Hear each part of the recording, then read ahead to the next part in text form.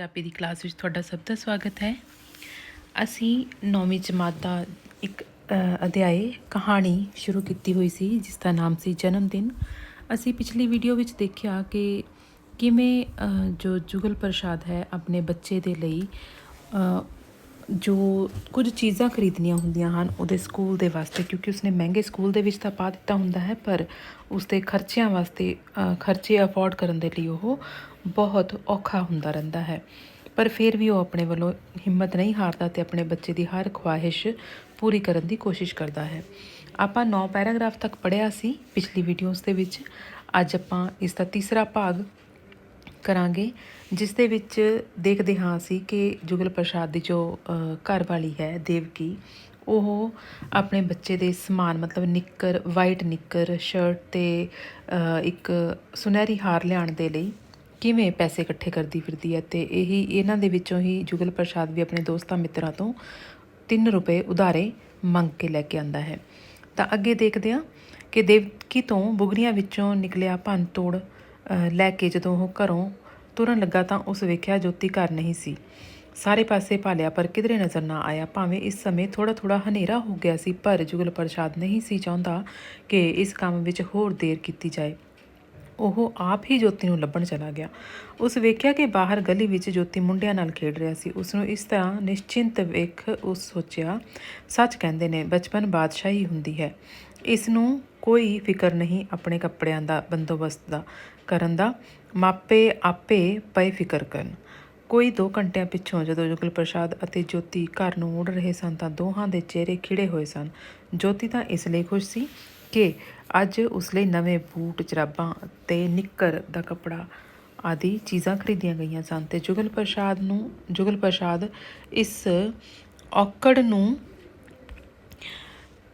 ਔਕੜ ਨੂੰ ਹੱਲ ਕਰਨ ਪਿੱਛੋਂ ਇਸ ਕਰਕੇ ਖੁਸ਼ ਸੀ ਕਿ ਉਹ ਆਪਣੇ ਹੋਣਹਾਰ ਬੱਚੇ ਨੂੰ ਮੰਤਰੀ ਜੀ ਦੇ ਜਨਮ ਦਿਨ ਦੇ ਸਮਾਗਮ 'ਤੇ ਹਰ ਹਾਲਤ ਘੱਲ ਸਕੇਗਾ। ਮਤਲਬ ਦੋਨੋਂ ਪਿਓ ਪੁੱਤਾਂ ਦੇ ਚਿਹਰੇ ਦੇ ਉੱਤੇ ਬੜੀ ਖੁਸ਼ੀ ਸੀ, ਕਿਉਂਕਿ ਉਹ ਬੱਚਾ ਕਈ ਟਾਈਮ ਤੋਂ ਬਾਅਦ ਆਪਣੇ ਨਵੇਂ ਕੱਪੜਿਆਂ ਨੂੰ ਲੈ ਕੇ ਖੁਸ਼ ਸੀ ਅਤੇ ਪਿਤਾ ਆਪਣੇ ਬੱਚੇ ਨੂੰ ਖੁਸ਼ ਦੇਖ ਕੇ ਖੁਸ਼ ਸੀ। ਉਹ ਦਰਜੀ ਨੂੰ ਸ਼ਨਿਚਰਵਾਰ ਦੀ ਨਿੱਕਰ ਦੇਣ ਦੀ ਪੱਕੀ ਤਾਕੀਦ ਕਰ ਆਇਆ ਸੀ। ਉਹ ਰਸਤੇ ਵਿੱਚ ਸੋਚਦਾ ਆਇਆ ਸੀ ਕਿ ਸੱਚ ਕਹਿੰਦੇ ਨੇ ਕਿ ਇੱਕੋ ਹੋਣਹਾਰ ਬੱਚਾ ਹੀ ਘਰ ਦੇ ਨਾਂ ਨੂੰ ਚਮਕਾ ਦਿੰਦਾ ਹੈ। ਤਾਂ ਇਸ ਤਰ੍ਹਾਂ ਮਤਲਬ ਉਹ ਸੋਚਦਾ ਹੈ ਕਿ ਮੇਰਾ ਪੁੱਤਰ ਬਹੁਤ ਹੁਸ਼ਿਆਰ ਹੈ ਅਤੇ ਉਹ ਮੇਰੇ ਨਾਮ ਨੂੰ ਚਮਕਾਏਗਾ। ਉਹਨਾਂ ਵਿੱਚ ਮੇਰਾ ਜੋਤੀ ਵੀ ਹੋਵੇਗਾ। ਜਦੋਂ ਇਸ ਦਾ ਨਾਂ ਬੋਲਿਆ ਜਾਵੇਗਾ ਜੋਤੀ ਪ੍ਰਸਾਦ ਸਪੁੱਤਰ ਲਾਲਾ ਜੁਗਲ ਪ੍ਰਸਾਦ, ਤਾਂ ਉੱਥੇ ਬੈਠੇ ਹੋਰ ਪਤਵੰਤਿਆਂ ਅਤੇ ਮੰਤਰੀਆਂ ਨੂੰ ਪਤਾ ਲੱਗੇਗਾ ਕਿ ਇਹ ਮੁੰਡਾ ਲਾਲਾ ਜੁਗਲ ਪ੍ਰਸਾਦ ਦਾ ਹੈ। ਮਤਲਬ ਜਿਵੇਂ ਆਪਾਂ ਸੋਚਦੇ ਹਾਂ ਨਾ ਕਿ ਸਾਨੂੰ ਕੋਈ ਸਾਡੇ ਪਿਓ ਦੇ ਨਾਮ ਦੇ ਨਾਲ ਜਾਣੇ, ਸਾਨੂੰ ਕੋਈ ਜਦੋਂ ਪਿਓ ਸੋਚਦੇ ਨੇ, ਮਾਪੇ ਸੋਚਦੇ ਨੇ ਕਿ ਸਾਨੂੰ ਸਾਡੇ ਬੱਚੇ ਦੇ ਨਾਮ ਨਾਲ ਜਾਣਿਆ ਜਾਵੇ, ਬੱਚੇ ਸੋਚਦੇ ਨੇ ਕਿ ਸਾਨੂੰ ਸਾਡੇ ਮਾਤਾ ਪਿਤਾ ਦੇ ਨਾਮ ਨਾਲ ਜਾਣਿਆ ਜਾਵੇ। ਮਤਲਬ ਦੋਨਾਂ ਧਿਰਾਂ ਜਿਹੜੀਆਂ ਨੇ ਨਾ ਉਹ ਇੱਕ ਦੂਜੇ ਤੋਂ ਬਿਨਾਂ ਅਧੂਰੀਆਂ ਨੇ। ਪਰ ਮਾਂ ਬਾਪ ਦੇ ਲਈ ਉਦੋਂ ਫਖਰ ਵਾਲੀ ਗੱਲ ਹੁੰਦੀ ਹੈ ਜਦੋਂ ਉਹਦੇ ਬੱਚਿਆਂ ਨੂੰ ਉਹਨਾਂ ਦੇ ਨਾਮ ਦੇ ਨਾਲ ਜਾਣਿਆ ਜਾਂਦਾ ਹੈ। ਤਾਂ ਅੱਗੇ ਦੇਖੋ, ਫਿਲਮ ਲਈ ਜਾਏਗੀ, ਫਿਲਮ ਮਤਲਬ ਫੋਟੋ, ਅਖਬਾਰ ਵਿੱਚ ਇਸ ਦਾ ਨਾਂ ਆਵੇਗਾ ਅਤੇ ਹੋ ਸਕਦਾ ਇਸ ਦੀ ਤਸਵੀਰ ਵੀ ਆਏ। ਇਹ ਸੋਚ ਕੇ ਉਸ ਦੀਆਂ ਵਾਛਾਂ ਖਿਲ ਗਈਆਂ ਅਤੇ ਉਹ ਆਪਣੇ ਆਪ ਨੂੰ ਦਿਲ ਹੀ ਦਿਲ ਵਿੱਚ ਇਸ ਗੱਲੋਂ ਸ਼ਾਬਾਸ਼ ਦੇਣ ਲੱਗਾ ਕਿ ਕਮ ਸੇ ਕਮ ਇਸ ਮੁੰਡੇ ਨੂੰ ਤਾਂ ਚੰਗੇ ਸਕੂਲ ਵਿੱਚ ਦਾਖਲ ਕਰਾਉਣ ਦੀ ਮੈਂ ਸਿਆਣਪ ਕੀਤੀ। ਜਿਹੜੀ ਸ਼ਾਨ ਮੇਰੇ 4 ਮੁੰਡਿਆਂ ਕੁੜੀਆਂ ਨੇ ਵੀ ਰਲ ਕੇ ਨਹੀਂ ਸੀ ਵਧਾਈ, ਉਹ ਇਕੱਲੇ ਨੇ ਵਧਾ ਕੇ ਵਿਖਾਈ ਹੈ। ਮਤਲਬ ਉਸਨੂੰ ਇਹ ਸੀ ਕਿ ਜੋ ਮੇਰਾ ਬੱਚਾ ਹੈ ਜਿਸ ਨੂੰ ਮੈਂ ਚੰਗੇ ਸਕੂਲ ਦੇ ਵਿੱਚ ਪਾਇਆ ਹੈ, ਉਸ ਨੇ ਮੇਰਾ ਨਾਮ ਰੌਸ਼ਨ ਕਰਨਾ ਹੈ ਅੱਗੇ ਆਉਣ ਵਾਲੇ ਸਮੇਂ ਦੇ ਵਿੱਚ। ਜੋ ਮੇਰੇ 4 ਬੱਚੇ ਰਲ ਕੇ ਨਹੀਂ ਕਰ ਪਾਏ, ਉਹ ਮੇਰਾ ਇੱਕ ਜੋਤੀ ਹੀ ਕਰ ਦੇਗਾ। ਇਸ ਗੱਲ ਨੂੰ ਸੋਚ ਕੇ ਉਹ ਬਹੁਤ ਖੁਸ਼ ਸੀ। ਵਾਛਾਂ ਖਿਲਣੀਆਂ ਮਤਲਬ ਉਹ ਬਹੁਤ ਖੁਸ਼ ਸੀ ਇਹ ਸਭ ਕੁਝ ਸੋਚ ਕੇ। ਘਰ ਵੜਦਿਆਂ ਸਾਰ ਉਸ ਦੇਵਕੀ ਨੂੰ ਬੁਲਾਇਆ ਅਤੇ ਬੜੇ ਮਾਣ ਅਤੇ ਉਤਸ਼ਾਹ ਨਾਲ ਜੁਗਲ ਪ੍ਰਸਾਦ ਨੇ ਉਸਨੂੰ ਦੱਸਿਆ, ਜੋਤੀ ਦੀ ਮਾਂ, ਮੈਂ ਨਿੱਕਰ ਦਾ ਕੱਪੜਾ ਖਰੀਦ ਕੇ ਦਰਜੀ ਨੂੰ ਦੇ ਆਇਆ ਹਾਂ ਅਤੇ ਸ਼ਨਿਚਰਵਾਰ ਦੀ ਪੱਕੀ ਵੀ ਕਰ ਆਇਆ ਹਾਂ। ਮਤਲਬ ਸ਼ਨਿਚਰਵਾਰ ਨੂੰ ਉਹ ਕੱਪੜਾ ਨਿੱਕਰ ਸੀ ਕੇ ਦੇ ਦੇਗਾ। ਤੂੰ ਇਹ ਬੂਟ, ਜਰਾਬਾਂ ਅਤੇ ਹਾਰ ਥੈਲੇ ਵਿੱਚ ਸੰਭਾਲ ਛੱਡ ਅਤੇ ਨਾਲ ਇਹ ਕਮੀਜ਼ ਕੱਲ੍ਹ ਜ਼ਰੂਰ ਬਣਾ ਛੱਡੀ। ਫਿਰ ਕੁਝ ਚੇਤੇ ਕਰਕੇ ਉਹ ਖੁਸ਼ੀ ਨਾਲ ਬੋਲਿਆ, ਜੋਤੀ ਦੀ ਮਾਂ, ਅੱਜ ਰੱਬ ਨੇ ਇੱਕ ਹੋਰ ਬੜਾ ਸਬੱਬ ਕਰ ਦਿੱਤਾ।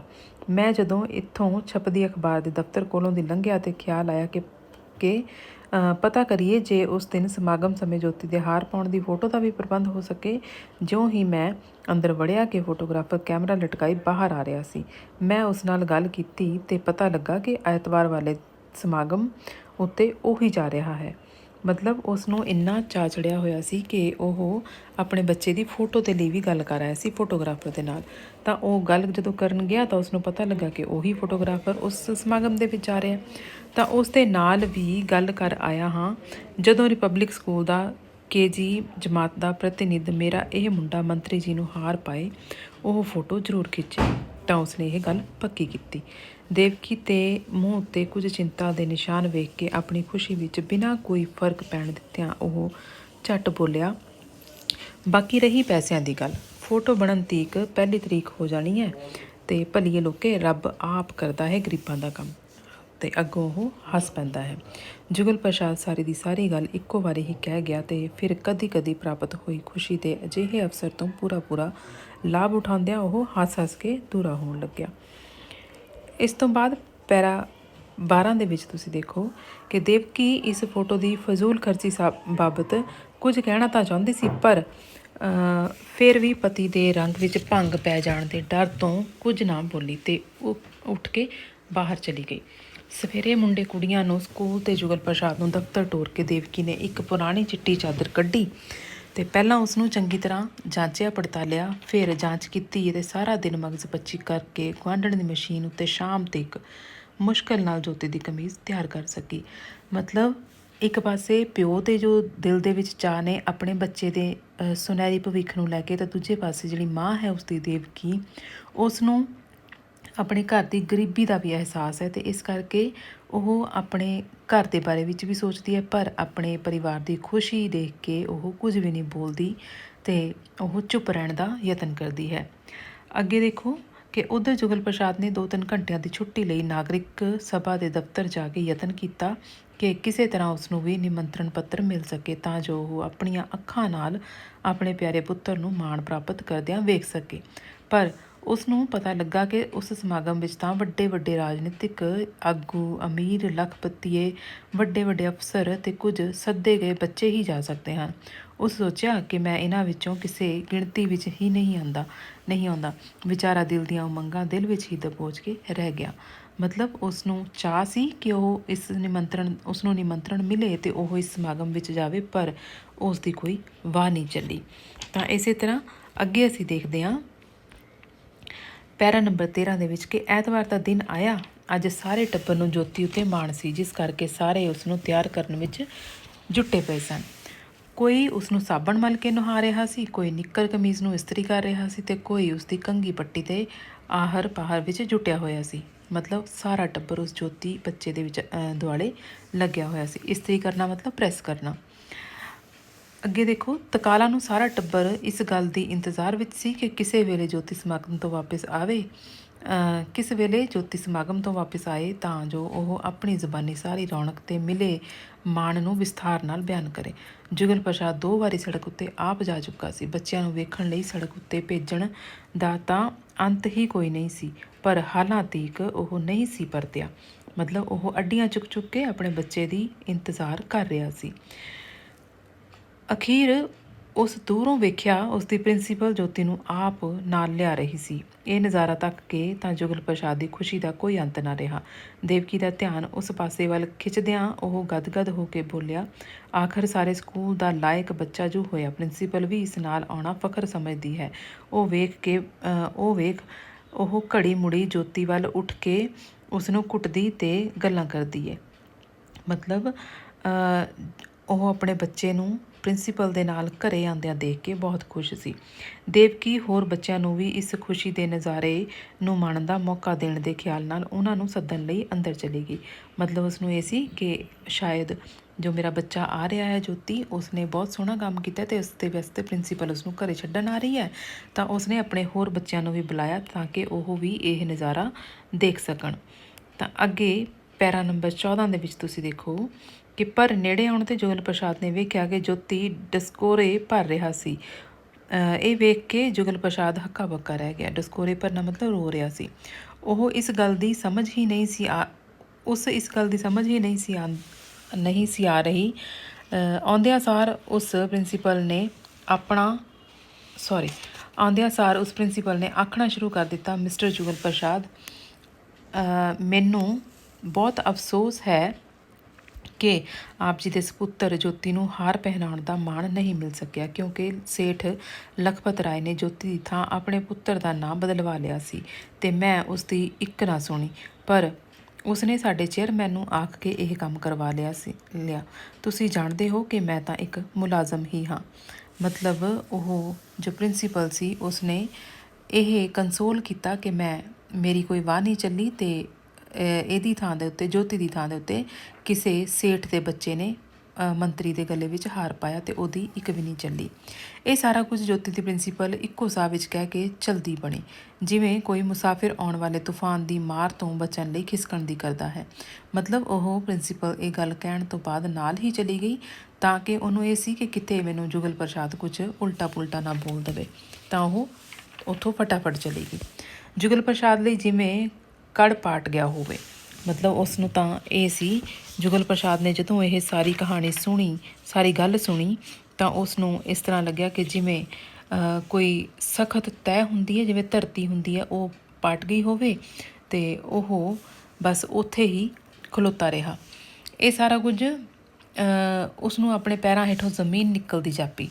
ਮਤਲਬ ਜਿਵੇਂ ਉਸ ਨੂੰ ਇਹ ਲੱਗਿਆ ਕਿ ਬਸ ਹੁਣ ਇਹ ਧਰਤੀ ਜੋ ਹੈ ਇਹ ਫਟ ਜਾਏਗੀ ਅਤੇ ਮੇਰੇ ਪੈਰਾਂ ਥੱਲੋਂ ਨਿਕਲ ਜਾਏਗੀ। ਉਹ ਉੱਥੇ ਦਾ ਉੱਥੇ ਖਲੋਤਾ ਰਹਿ ਗਿਆ।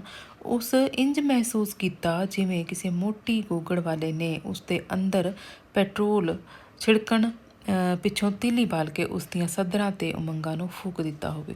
ਮਤਲਬ ਹੁਣ ਉਸ ਨੂੰ ਗੁੱਸਾ ਆ ਰਿਹਾ ਸੀ ਕਿ ਉਸ ਨੂੰ ਇੰਝ ਮਹਿਸੂਸ ਹੋ ਰਿਹਾ ਸੀ ਕਿ ਜਿਵੇਂ ਕਿਸੇ ਅਮੀਰ ਬੰਦੇ ਨੇ ਉਸ ਦੇ ਉੱਤੇ ਅਜਿਹਾ ਜ਼ੁਲਮ ਢਾਇਆ ਹੈ ਕਿ ਉਸ ਨੂੰ ਬਿਲਕੁਲ ਫੂਕ ਦਿੱਤਾ ਹੈ, ਮਤਲਬ ਅੱਗ ਲਾ ਦਿੱਤੀ ਹੈ। ਉਸਦਾ ਅੱਗ ਦਾ ਲੰਬੂ ਉਸ ਦੇ ਰੋਮ ਵਿੱਚੋਂ ਨਿਕਲ ਕੇ ਉਸ ਨੂੰ ਸਾੜ ਰਿਹਾ ਹੈ। ਅਚਾਨਕ ਉਸ ਦੀਆਂ ਅੱਖਾਂ ਵਿੱਚ ਲਹੂ ਨਿਕਲ ਆਇਆ ਅਤੇ ਉਹ ਦ੍ਰਿੜਤਾ ਨਾਲ ਕੜਕਿਆ। ਮਤਲਬ ਇਹ ਸਾਰਾ ਕੁਝ ਸੋਚ ਕੇ ਕਿ ਮੇਰੀਆਂ ਸੱਧਰਾਂ ਜੋ ਨੇ, ਮੇਰੀਆਂ ਖਵਾਹਿਸ਼ਾਂ, ਉਮੰਗਾਂ ਸਭ ਖਤਮ ਹੋ ਗਈਆਂ ਨੇ, ਅਤੇ ਉਹ ਘਬਰਾਇਆ। ਉਹਨੂੰ ਚਿੰਤਾ ਲੱਗੀ ਕਿ ਮੇਰੇ ਜੋਤੀ ਜਿਹੜਾ ਬੱਚਾ ਹੈ ਉਹ ਵੀ ਇੰਨਾ ਰੋ ਰਿਹਾ ਹੈ। ਤਾਂ ਉਸ ਨੂੰ ਇਹ ਲੱਗਿਆ ਕਿ ਇਹ ਸਾਰਾ ਕੁਛ ਮੇਰੇ ਬੱਚੇ ਦੇ ਲਈ ਠੀਕ ਨਹੀਂ ਹੈ। ਤਾਂ ਉਹਦੀਆਂ ਅੱਖਾਂ ਦੇ ਵਿੱਚੋਂ ਲਹੂ ਨਿਕਲ ਆਇਆ। ਮਤਲਬ ਉਸਨੂੰ ਬਹੁਤ ਗੁੱਸਾ ਆਇਆ। ਤਾਂ ਉਹ ਇੱਕਦਮ ਦ੍ਰਿੜਤਾ ਦੇ ਨਾਲ ਬੋਲਿਆ, ਮਤਲਬ ਉਹ ਪੱਕੇ ਇਰਾਦੇ ਦੇ ਨਾਲ ਬੋਲਿਆ ਕਿ ਅੱਜ ਉਸ ਮੰਤਰੀ ਦਾ ਜਨਮ ਦਿਨ ਨਹੀਂ, ਮੇਰਾ ਜਨਮ ਦਿਨ ਨੇ, ਮੇਰੀ ਸੁੱਤੀ ਜੁਰਤ ਅਤੇ ਦਲੇਰੀ ਦਾ ਜਨਮ ਦਿਨ ਨੇ। ਮੈਂ ਵੇਖਾਂਗਾ ਕਿਵੇਂ ਕੋਈ ਗਰੀਬਾਂ ਦੀਆਂ ਸੱਧਰਾਂ ਅਤੇ ਉਮੰਗਾਂ ਨੂੰ ਲਿਤਾੜਨ ਦੀ ਜ਼ਰੂਰਤ ਕਰਦਾ ਹੈ। ਮਤਲਬ ਉਸ ਨੂੰ ਗੁੱਸੇ ਦੇ ਵਿੱਚ ਇਹ ਸਾਰੇ ਬੋਲ ਜੋ ਸੀ ਉਹ ਬੋਲੇ ਕਿ ਅੱਜ ਕਿਸੇ ਮੰਤਰੀ ਦਾ ਨਹੀਂ, ਮੇਰਾ ਜਨਮ ਦਿਨ ਹੈ। ਮੈਂ ਦੇਖਾਂਗਾ ਕਿ ਕੌਣ ਸਾਡੇ ਗਰੀਬਾਂ ਨੂੰ ਲਿਤਾੜਨ ਦੀ ਕੋਸ਼ਿਸ਼ ਕਰਦਾ ਹੈ, ਮਤਲਬ ਸਾਡੇ ਗਰੀਬਾਂ ਦੀਆਂ ਸੱਧਰਾਂ ਨੂੰ ਖਤਮ ਕਰਨ ਦੀ ਕੌਣ ਕੋਸ਼ਿਸ਼ ਕਰਦਾ ਹੈ। ਬਾਹਰ ਆ ਕੇ ਦੇਵਕੀ ਅਤੇ ਹੋਰ ਬੱਚਿਆਂ ਨੇ ਜੋਤੀ ਨੂੰ ਡਸਕੋਰੇ ਭਰਦਿਆਂ ਅਤੇ ਜੁਗਲ ਪ੍ਰਸਾਦ ਨੂੰ ਜੋਸ਼ ਅਤੇ ਗੁੱਸੇ ਵਿੱਚ ਭੜਕਦਿਆਂ ਦੇਖਿਆ ਤਾਂ ਉਹਨਾਂ ਦੀਆਂ ਅੱਖਾਂ ਟੱਡੀਆਂ ਦੀਆਂ ਟੱਡੀਆਂ ਰਹਿ ਗਈਆਂ। ਮਤਲਬ ਜਦੋਂ ਉਹ ਦੇਖਿਆ ਕਿ ਜੋਤੀ ਜੋ ਉਹਨਾਂ ਦਾ ਬੱਚਾ ਹੈ ਉਹ ਰੋ ਰਿਹਾ ਹੈ ਅਤੇ ਜੁਗਲ ਪ੍ਰਸਾਦ ਮਤਲਬ ਉਸਦਾ ਜੋ ਪਿਤਾ ਹੈ ਉਹ ਗੁੱਸੇ ਵਿੱਚ ਹੈ, ਤਾਂ ਉਹਨਾਂ ਸਾਰਿਆਂ ਦੀਆਂ ਅੱਖਾਂ ਜੋ ਸਨ ਉਹ ਅੱਡੀਆਂ ਹੀ ਰਹਿ ਗਈਆਂ। ਮਤਲਬ ਉਸ ਨੂੰ ਦੇਖ ਕੇ ਉਹ ਹੈਰਾਨ ਰਹਿ ਗਏ। ਉਹਨਾਂ ਨੂੰ ਸਮਝ ਹੀ ਨਹੀਂ ਸੀ ਆ ਰਿਹਾ ਕਿ ਇਹ ਸਭ ਕੁਝ ਹੋਇਆ ਕੀ। ਇਹ ਬੱਚਿਓ ਇਹ ਕਹਾਣੀ ਸੀ ਜਨਮ ਦਿਨ, ਜਿਸ ਦੇ ਵਿੱਚ ਦੱਸਿਆ ਗਿਆ ਹੈ ਕਿ ਕਿਵੇਂ ਇੱਕ ਅਮੀਰ ਲੋਕ ਆਪਣੀ ਧੌਂਸ ਦੇ ਨਾਲ ਗਰੀਬਾਂ ਦੀ ਜੋ ਪੁੱਛ ਪੜਤਾਲ ਹੈ ਉਹ ਬੰਦ ਕਰ ਦਿੰਦੇ ਆ। ਉਹ ਬਿਲਕੁਲ ਉਹਨਾਂ ਦਾ ਧਿਆਨ ਨਹੀਂ ਰੱਖਦੇ, ਉਹ ਆਪਣੀ ਹੀ ਚਲਾਉਣਾ ਚਾਹੁੰਦੇ ਹੈ। ਉਹ ਹਰ ਸਮਾਜ ਦੇ ਵਿੱਚ ਇੱਕ ਮੋਹਰੀ ਬਣ ਕੇ ਆਉਣਾ ਚਾਹੁੰਦੇ ਹੈ। ਉਹ ਗਰੀਬਾਂ ਨੂੰ ਹਮੇਸ਼ਾ ਪਿੱਛੇ ਧੱਕਣਾ ਚਾਹੁੰਦੇ ਹੈ। ਤਾਂ ਇਹ ਸਾਰਾ ਕੁਝ ਇਸ ਕਹਾਣੀ ਦੇ ਰਾਹੀਂ ਸਾਨੂੰ ਪਤਾ ਲੱਗਿਆ ਹੈ। ਧੰਨਵਾਦ।